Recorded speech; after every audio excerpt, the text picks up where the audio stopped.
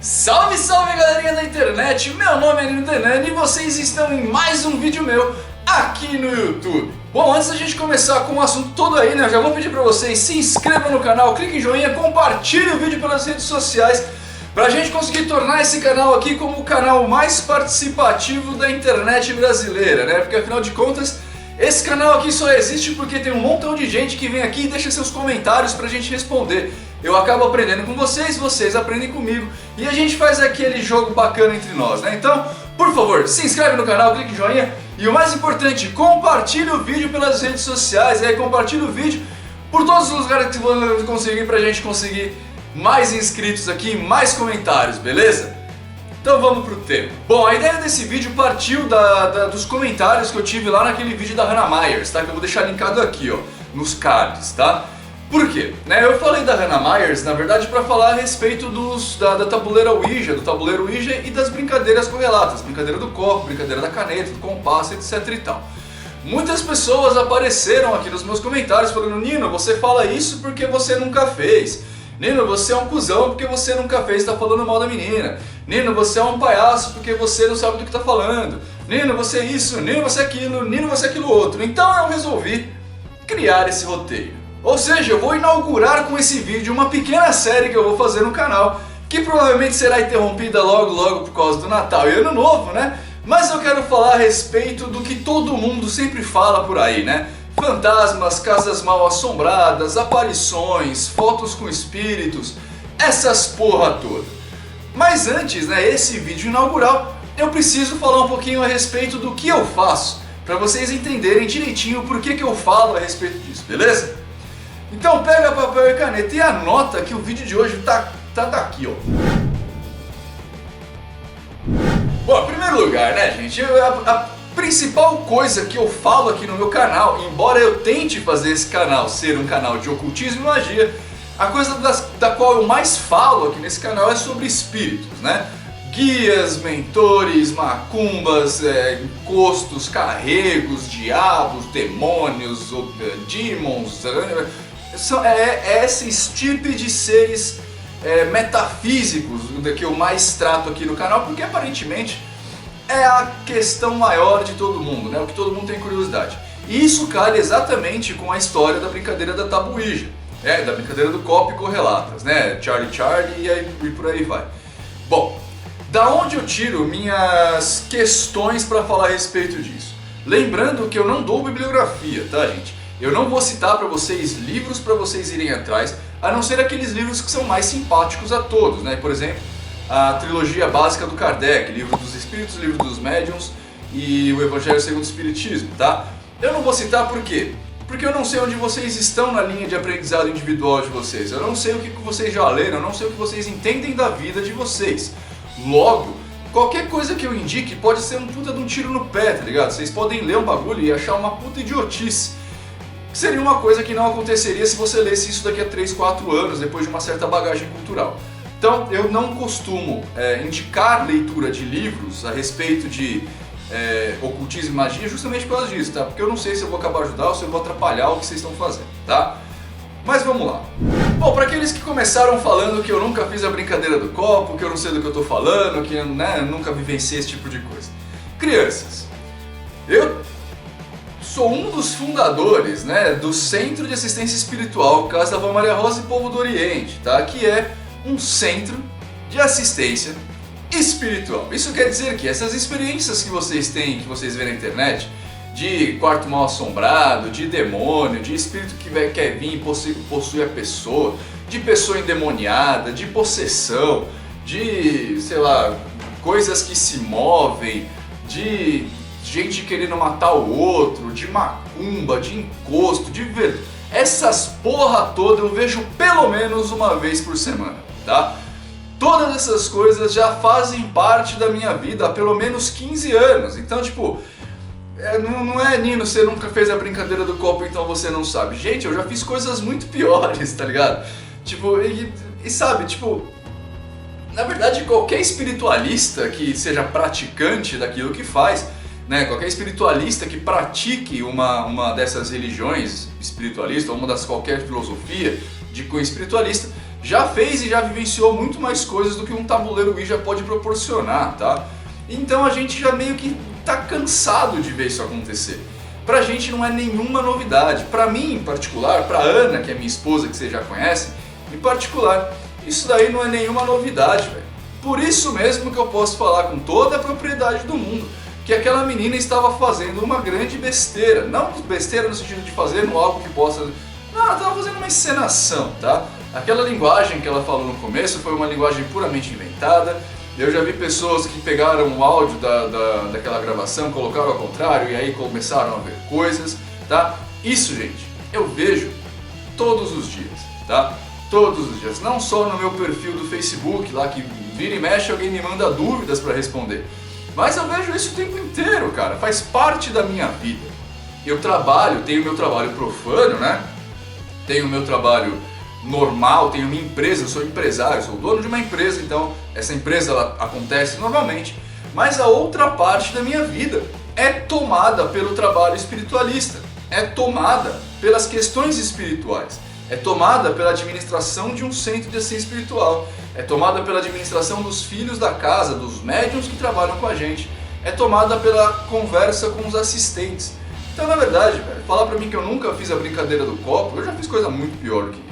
Vocês querem um exemplo bem bacana? Vou dar um exemplo pra vocês. Eu não gosto de fazer esse tipo de coisa porque isso vai muito mais no cunho do pessoal, tá? É uma coisa que eu vivenciei, que pra mim basta, mas não é uma coisa que eu poderia propor pra vocês como uma verdade. Então não é legal eu ficar espalhando essas coisas. Justamente por isso que eu nunca conto a ninguém as minhas experiências, tá?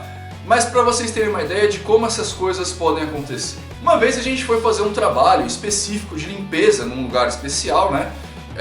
Um lugar particular, assim, que tinha...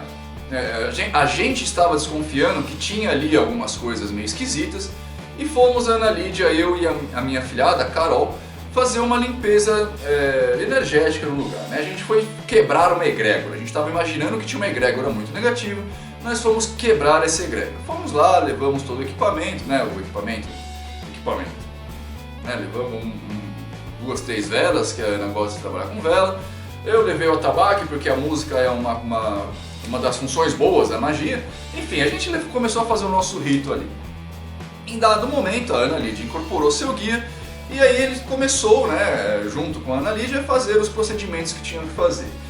Dado momento, o guia da Ana Lídia, esse guia da Ana Lídia, falou que tinha um espírito ali. Na verdade, aquela egrégora que a gente achava que era uma egrégora, a energia que a gente tinha identificado como uma egrégora, na verdade era um espírito que estava ali enchendo o saco, tá?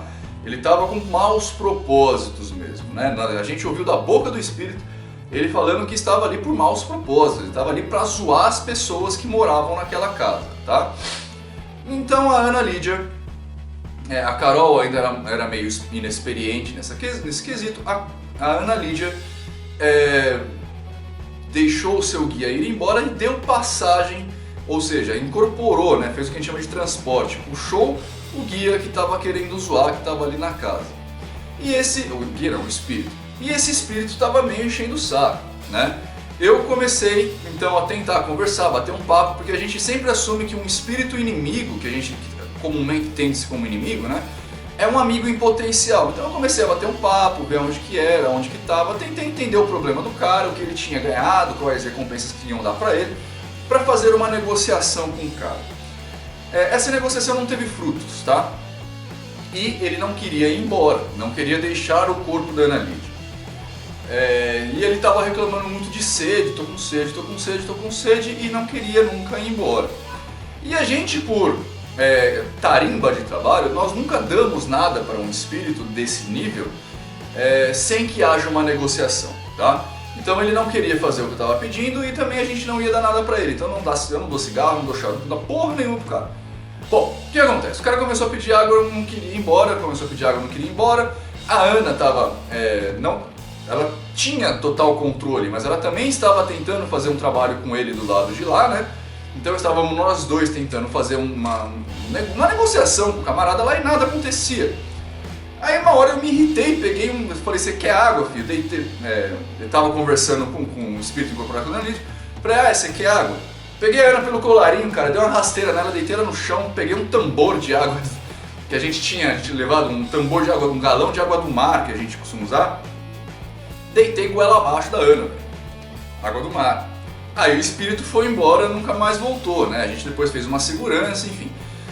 Então é assim, gente, essas situações acontecem com a gente o tempo todo, tá? A gente tem altas e baixas ao longo do ano, mas sempre acontecem fenômenos desse tipo, tá? Então, não adianta você chegar pra mim e falar, Nino, você tem que fazer, porque eu já fiz, velho, eu já fiz. Além de tudo isso, a gente segue uma métrica no nosso centro de assistência espiritual diferente do que seria comumente usado numa Umbanda ou num centro kardecista ou qualquer dessas doutrinas similares, tá? Por exemplo, nós fazemos testes práticos com os médiuns de lá. Eu passei por alguns, a Ana passou por alguns, todos os médiuns da nossa corrente passaram por alguns, tá? E não é teste de queimar pólvora na mão, apagar charuto, essas coisas eu faço desincorporado, tá? Não mediunizado, essas coisas são correntes, é fácil fazer, um dia eu faço aqui pra vocês. É super fácil fazer, tá? Então não é esse tipo de coisa, são testes práticos de mediunidade. A gente coloca uma pessoa, eu não vou contar o teste pra vocês, mas a gente coloca uma pessoa sentada ali enquanto, esperando que ela passe de primeira. Se ela não passar de primeira é mais um ano em treinamento, tá ligado? Nós temos um treinamento muito intensivo. Nino, justifica tudo o que você fala é verdade? Claro que não, né? Claro que não. Eu posso estar errado e enganado na maioria das vezes. Mas esse tipo de postura perante os trabalhos e perante as situações que a gente tem me faz ter um tipo de postura também perante a vida. Então, por exemplo, eu não acredito de primeira em tudo que eu ouço, tá? Nem na internet, nem no próprio terreiro, no próprio centro que eu trabalho. As coisas geralmente são passadas por uma série de filtros antes da gente chegar a uma conclusão. Principalmente coisas que são relevantes no sentido de mudar ambiente, de mudar paradigmas, tá ligado?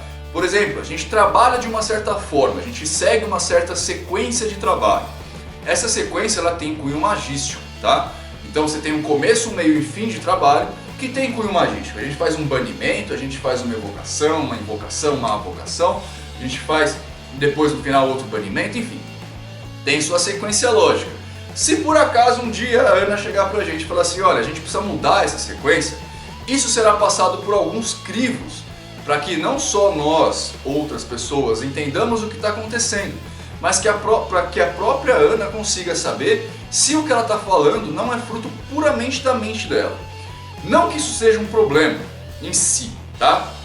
Mas a partir do momento que a gente está intencionando passar a mensagem porque um guia espiritual está passando, então a gente precisa passar por alguns crivos para ter certeza do que está fazendo. E depois de tudo isso, né, o que ainda acontece na vida que me outorga um pouquinho de autoridade para fazer o que eu vou fazer aqui com vocês, essa série de vídeos eu acho que eu vou chamar de Criaturas da Noite. Eu acho que é um nome bacana, né? Criaturas da Noite.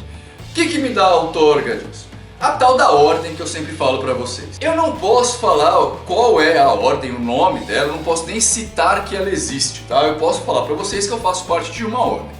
Mas ela é diferente, por exemplo, da maçonaria, da Rosa Cruz, da Golden Dawn.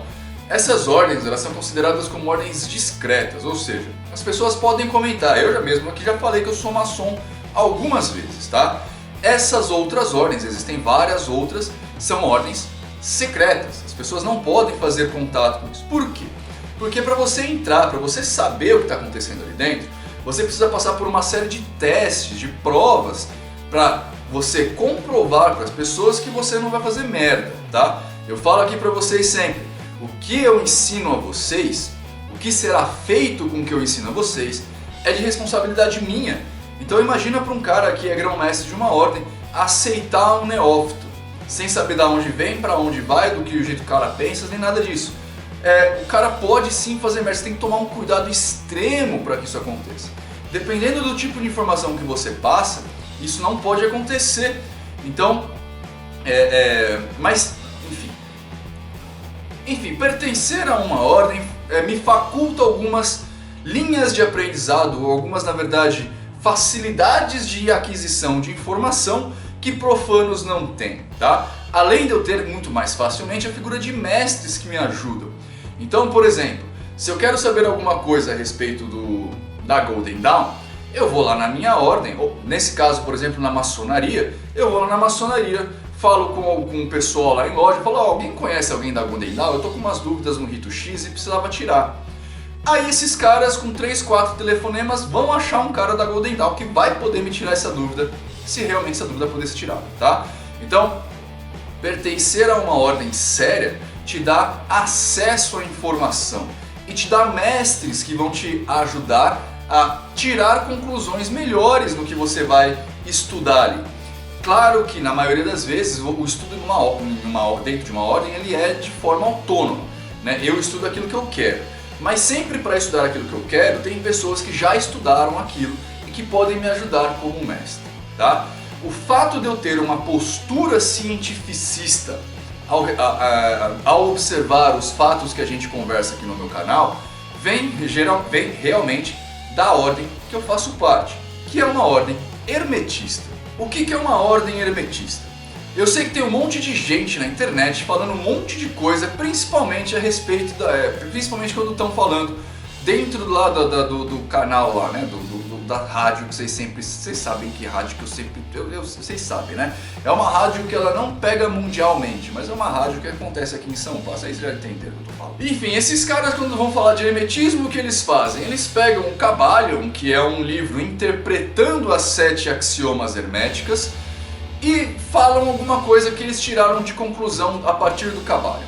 Agora o que acontece? O Kybalion é só um pequeno pedaço daquilo que é o hermetismo. Como eu disse para vocês, o Kybalion é um livro que foi escrito por 3 pessoas, na verdade hoje em dia a gente já especula que é uma só, mas eles se identificaram como os 3 iniciados, que pegam os 7 axiomas herméticos, fazem uma interpretação própria e escrevem aquilo lá. É como se você pegasse, sei lá, um livro de língua portuguesa e resumisse e colocasse para as pessoas lerem, entendeu? O Kybalion é meio isso. E aí geralmente as pessoas vão enchendo esse negócio, essa teoria que ela está dando de floreios místicos para que você se sinta atraído a fazer um curso com ela ou qualquer coisa do tipo, tá? O hermetismo, na verdade, ele leva em conta os 7 axiomas herméticos, leva também o corpus hermético, que é uma série de livros, tá? De 5 livros, e alguns conhecimentos correlatos que foram acontecendo, tá?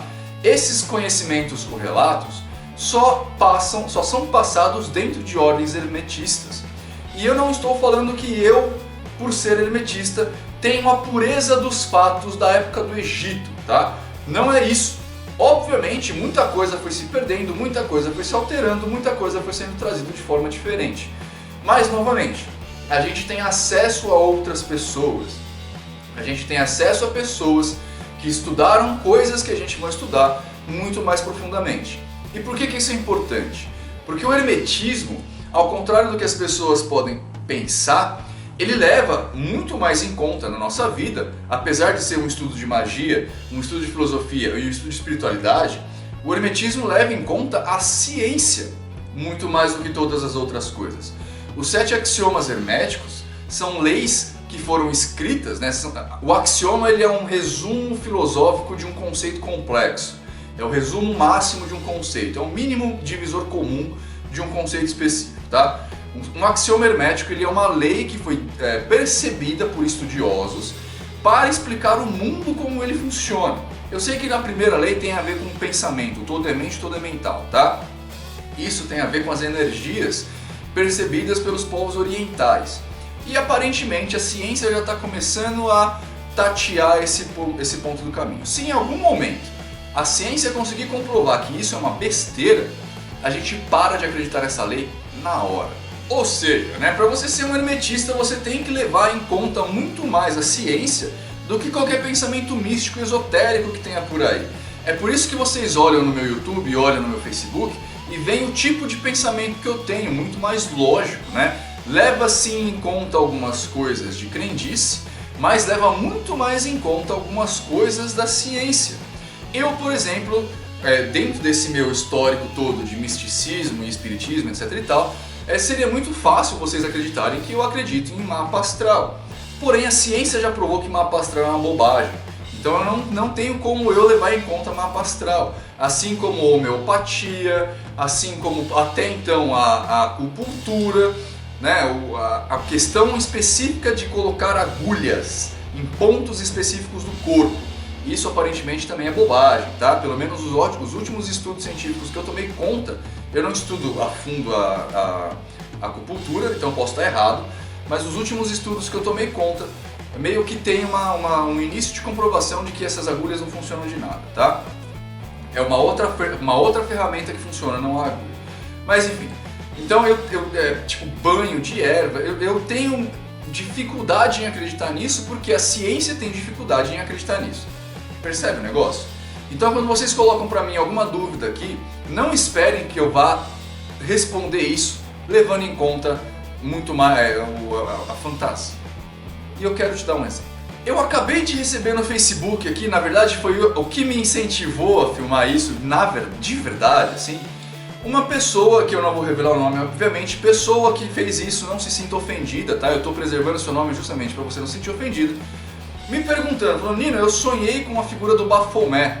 Eu tava quase dormindo, né? Tava deitado na minha cama, quase dormindo, pegando no sono ali, tive um momento em que eu não conseguia me mover. E aí eu ouvi cascos tilintarem no meu quarto e senti alguém passando a barba no meu corpo e falando que pra mim, que por onde essa coisa passava, deixava um rastro de maldade, deixava um rastro, tá? O que eu respondi? Bom, se você está quase no momento de dormir, você está deitada para dormir, está no momento pré-sono, digamos assim, e está sentindo essas coisas, provavelmente você está sofrendo um episódio de paralisia do sono, que dá, entre outras coisas, alucinação, tanto visual, quanto auditiva, quanto sensorial.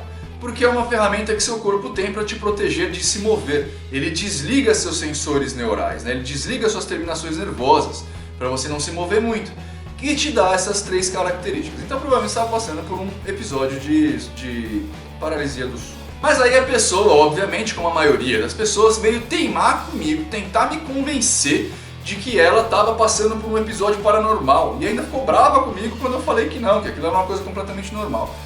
E daí veio 2 coisas, né? A primeira coisa é, a pessoa ela espera de mim que eu dê uma explicação sobrenatural para um caso perfeitamente explicável pela ciência. E o segundo caso é a pessoa na verdade, ela está numa posição onde ela gostaria de se sentir especial por alguma coisa, algum fato sobrenatural acontecido em sua vida. Quando na verdade, de 2 explicações, a mais simples sempre é a verdadeira, tá? Então, se a ciência já explicou isso, por que a gente vai tentar pegar o paranormal? E agora, depois desse preâmbulo gigante que eu dei no vídeo, a gente vai ter subsídios, então espero que vocês tenham, que nós tenhamos, né? Subsídios para falar das criaturas da noite, tá? Eu já fiz um vídeo sobre vampiros que tá aqui, ó, onde eu fui lá, busquei a história dos vampiros, parará, trouxe para vocês, e eu vou fazer uma série de vídeos agora trazendo essas questões, tá? Provavelmente eu vou pegar um pouquinho de ajuda do pessoal do Assombrados, que tá aqui, ó. Pessoal do Assombrados, eu vou visitar alguns vídeos deles para ver, né, o que as pessoas costumam falar, para pegar essas histórias pra gente, tá?